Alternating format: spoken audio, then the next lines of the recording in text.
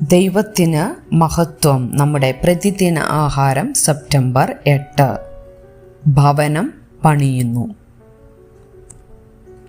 ഈ പാറമേൽ ഞാൻ എൻ്റെ സഭയെ പണിയും, പാതാള ഗോപുരങ്ങൾ അതിനെ ജയിക്കുകയില്ല.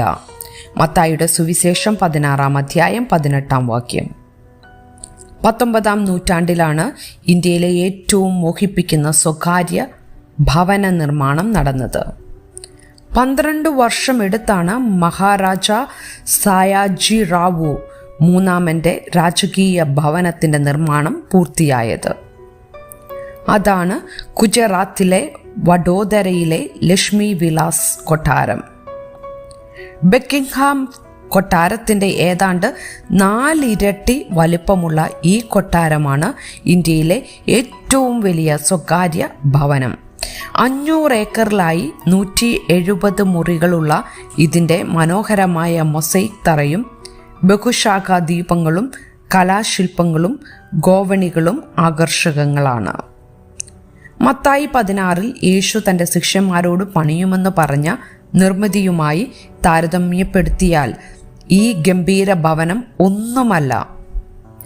യേശു ജീവനുള്ള ദൈവത്തിൻ്റെ പുത്രനായ ക്രിസ്തു എന്ന് പത്രോസ് സ്ഥിരീകരിച്ചതിനു ശേഷം, നീ പത്രോസാകുന്നു, ഈ പാറമേൽ ഞാൻ എൻ്റെ സഭയെ പണിയും, പാതാള ഗോപുരങ്ങൾ അതിനെ ജയിക്കുകയില്ല എന്ന് ഞാൻ നിന്നോട് പറയുന്നു എന്ന് യേശു പ്രഖ്യാപിച്ചു. ഈ പാറ എന്താണ് എന്ന കാര്യത്തിൽ വേദശാസ്ത്രികൾക്കിടയിൽ ഭിന്നാഭിപ്രായമുണ്ടെങ്കിലും യേശുവിൻ്റെ ഉദ്ദേശം സംബന്ധിച്ച് യാതൊരു തർക്കവുമില്ല.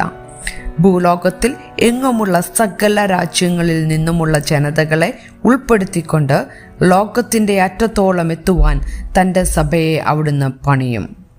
ഈ നിർമ്മാണ പദ്ധതിയുടെ വില എന്താണ്?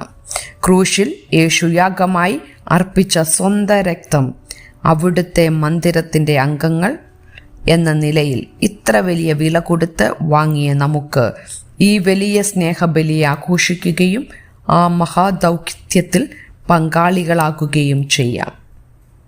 ചിന്തിക്കുക, സഭ ക്രിസ്തുവിനെ എങ്ങനെയാണ് പ്രതിഫലിപ്പിക്കേണ്ടത്? യേശുവിനെ കൃത്യതയോടെ പ്രതിഫലിപ്പിക്കുന്നതിൽ നിന്നും നിങ്ങളെ തടയുന്ന കാര്യങ്ങൾ എന്തൊക്കെയാണ്? ദൈവത്തിന് മഹത്വം.